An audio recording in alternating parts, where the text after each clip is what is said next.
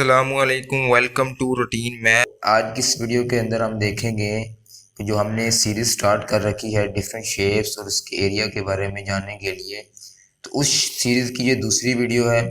और आज हम देखेंगे कि रेक्टेंगल यानी कि मुस्ततील जो होती है उसका एरिया हम किस तरह निकालते हैं, वो होती किस तरह की है, उसमें और मरबे में यानी कि स्क्वायर और रेक्टेंगल में फ़र्क क्या होता है, ये सब कुछ जानेंगे आज की इस वीडियो में। तो चलिए शुरू करते हैं। ये आ जाते हैं जी हमारे पास रेक्टेंगल, इसको हम मुस्ततील भी बोलते हैं। तो रेक्टेंगल होती क्या है, सबसे पहले तो हम इसकी डेफिनेशन यहाँ पे मैंने लिख रखी है। तो ये भी बेसिकली एक क्वाड्रिलेटरल शेप होती है, यानी कि इसमें भी चार साइडें होंगी। क्वाड का मतलब होता है चार, यानी कि क्वाड्रिलेटरल चार। तो यहाँ पे लिख भी दिया कि फोर साइड्स, तो इसकी भी चार साइडें होंगी। लेकिन इसमें क्या होगा कि two opposite sides are parallel होंगी and equal to each other. कि इसमें क्या होता है कि जिस तरह कि हमने स्क्वायर में देखा था कि उसमें चारों साइडें जो थी वो सेम होती हैं, उनकी लेंथ जो होती है विड्थ के इक्वल होती है। लेकिन यहाँ पे क्या फ़र्क आ जाता है कि जो टू ऑपोजिट साइड्स होंगी वो क्या होंगी, आपस में पैरेलल होंगी, नंबर वन। नंबर दो कि वो इक्वल टू ईच अदर होंगी, नंबर वन। नंबर टू आ जाता है कि जो रिमेनिंग टू साइड्स होंगी, क्योंकि चार साइडें थी हमारे पास, तो दो साइडें होंगी ये वाली कि जो आपस में पैरेलल होंगी और इक्वल होंगी। इसी तरह जो दूसरी दो साइडें बच जाएंगी वो भी आपस में सेम उसी तरह पैरेलल होंगी और इक्वल टू ईच अदर होंगी। यानी कि दो साइडें जो है वो आपस में पैरेलल और इक्वल होंगी और बाकी जो दो बचेंगी वो आपस में पैरेलल और इक्वल होंगी। यानी कि दो साइडें एक तरफ सेम हो जाएंगी और दो साइडें एक तरफ सेम हो जाएंगी। अगर हम एंगल की बात करेंगे तो यहाँ पर जो है वो दो साइडों के दरमियान एंगल यहाँ पर भी 90 ही होगा। जिस तरह स्क्वायर शेप में हमने देखा था तो वहाँ पर भी एंगल हमारा 90 ही था, तो यहाँ पर रेक्टेंगल के अंदर भी एंगल हमारा 90 ही होगा। यानी कि यहाँ पर भी एंगल हमारे पास 90 का होगा और स्क्वायर शेप में भी हमारे पास एंगल जो है वो 90 का होगा। अब हम इसकी शेप के बारे में देख लेते हैं। तो रेक्टेंगल शेप जो है वो कुछ इस तरह की होती है। इसको हम कह देते हैं वर्टिकल रेक्टेंगल और ये होती है हॉरिजॉन्टल रेक्टेंगल। यानी कि वर्टिकल रेक्टेंगल में क्या होता है कि इसकी जो विड्थ होती है, यानी कि ये जो हमारे पास लेंथ होती थी यहाँ पे, ये जो हमारे पास लेंथ है ये स्मॉल होती है। यहाँ पे लेंथ जो है वो छोटी होती है हमारे पास उसकी विड्थ के हिसाब से अगर हम देखेंगे तो, यानी कि यहाँ पे लेंथ जो है वो स्मॉल होगी और विड्थ जो है वो लार्ज होगी। जबकि हॉरिजॉन्टल अगर रेक्टेंगल की बात करेंगे अगर हम, तो यहाँ पे ये लेंथ है इसकी, तो ये इसकी विड्थ आ जाएगी हमारे पास। ठीक है, तो यहाँ पे लेंथ जो है वो बड़ी होती है विड्थ से। ठीक है जी, तो हॉरिजॉन्टल रेक्टेंगल वो होती है जिसमें लेंथ जो है वो बड़ी हो हमारे पास विड्थ थे, और जो वर्टिकल रेक्टेंगल होती है उसमें हमारे पास लेंथ जो है वो छोटी होती है, यानी कि length is less than width, जबकि हॉरिजॉन्टल में length is greater than width.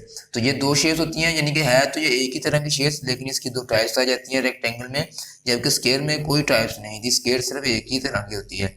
Rectangle दो होती हैं, एक वर्टिकल रेक्टेंगल और एक हॉरिजॉन्टल रेक्टेंगल। तो अब हम देख लेते हैं कि रेक्टेंगुलर का एरिया यानी कि मुस्ततील का रकबा जो है वो अगर हमने निकालना हो तो उसके लिए फार्मूला क्या होगा। तो लेट्स से ये हमारे पास एक हॉरिजॉन्टल रेक्टेंगल है, तो ये इसकी लेंथ है और ये हमारे पास उसकी विड्थ है। तो रेक्टेंगल का एरिया निकालने के लिए हम क्या करते हैं कि सिंपली हम लेंथ और मल्टीप्लाई बाय विड्थ कर देते हैं, जिस तरह के हमने स्क्वायर के अंदर किया था। स्क्वायर के अंदर भी हम लेंथ और विड्थ को आपस में मल्टीप्लाई करते हैं, इसी तरह रेक्टेंगल के अंदर भी हम लेंथ और विड्थ को आपस में मल्टीप्लाई कर देते हैं। यानी कि मुस्ततील का रकबा जो है वो लंबाई ज़रब चौड़ाई के बराबर होता है। अगर हम चौड़ाई को लंबाई के साथ ज़रब दे देंगे तो हमारे पास मुस्ततील का रकबा आ जाएगा या रेक्टेंगुलर एरिया आ जाएगा। उसके बाद हम इसकी कुछ एग्जांपल दे लेते हैं कि हमारी डेली लाइफ में कहाँ कहाँ में ये इस्तेमाल होता है। तो सबसे पहले हमारे पास इसकी एग्जांपल आ जाती है डेस्कटॉप की, कि जो हमारे पास लैपटॉप का चाहे वो स्क्रीन हो चाहे वो हमारे पास कोई मॉनिटर हो, तो वो किस शेप में होती है, वो रेक्टेंगल शेप में होती है। यहाँ पे देख सकते हैं कि ये इसकी लेंथ है और ये इसकी विड्थ है हमारे पास, और यहाँ पे लेंथ जो है वो ग्रेटर देन है विड्थ के, यानी कि लेंथ और विड्थ जो है वो आपस में बराबर नहीं है। तो अगर लेंथ और विड्थ आपस में बराबर नहीं होती तो वो कौन सी शेप होती है, वो रेक्टेंगल शेप होती है, वो मुस्ततील होती है। तो इसी तरह अगर हम यहाँ पे अपने मोबाइल फोन की स्क्रीन को देखें तो ये भी एक रेक्टेंगुलर शेप ही बनती है। मॉनिटर वाली हमारे पास एक हॉरिजॉन्टल रेक्टेंगल है और मोबाइल फ़ोन हमारे पास एक वर्टिकल रेक्टेंगल है, क्योंकि यहाँ पर लेंथ जो है वो छोटी है जबकि विड्थ जो है वो बड़ी है। ठीक है, समझ आ गई आपको। चलिए नेक्स्ट देखते हैं कि इसका एरिया हम किस तरह निकालते हैं।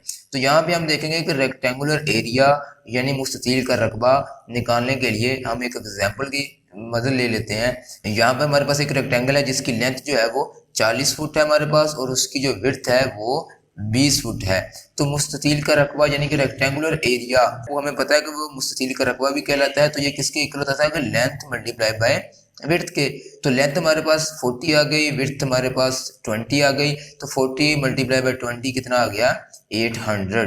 तो यहाँ पे भी देख लें कि फीट स्क्वायर आ रहा है, इस तरह कि हमने पिछली वीडियो के अंदर देखा था कि जो हमारे पास एरिया होता है उसका यूनिट जो है वो हमेशा स्क्वायर में आएगा, चाहे वो फीट स्क्वायर हो, चाहे वो मीटर स्क्वायर हो, किलोमीटर स्क्वायर हो, कोई भी यूनिट हो उसका स्क्वायर लाजमी ही आएगा जब हम एरिया का यूनिट निकालेंगे। तो उम्मीद करता हूँ आपको इसकी समझ आ चुकी होगी। अगर अभी भी कोई कन्फ्यूजन है, किसी बात की समझ नहीं आ रही, तो आप डिस्क्रिप्शन में दिए गए व्हाट्सएप ग्रुप को ज्वाइन करें और वहाँ पे अपने सवालात जो है वो हमें भेज सकते हैं। हम आपके सवालात के जवाब जो हैं वो वहाँ पर दे देंगे। अगर या फिर आप इस तरह करें कि यहाँ पे नीचे जो कमेंट है वहाँ पे कमेंट कर दें, हम वहाँ पर भी आपके सवाल का जवाब देने की कोशिश करेंगे। तो उम्मीद करता हूँ आपको समझ आ जाएगी। तो नेक्स्ट वीडियो में हम आएंगे एक नई शेप के साथ। तो तब तक के लिए अल्लाह हाफिज़। तो लास्ट में एक रिक्वेस्ट है आपसे कि आपने जो है वो चैनल को सब्सक्राइब कर देना है। शुक्रिया।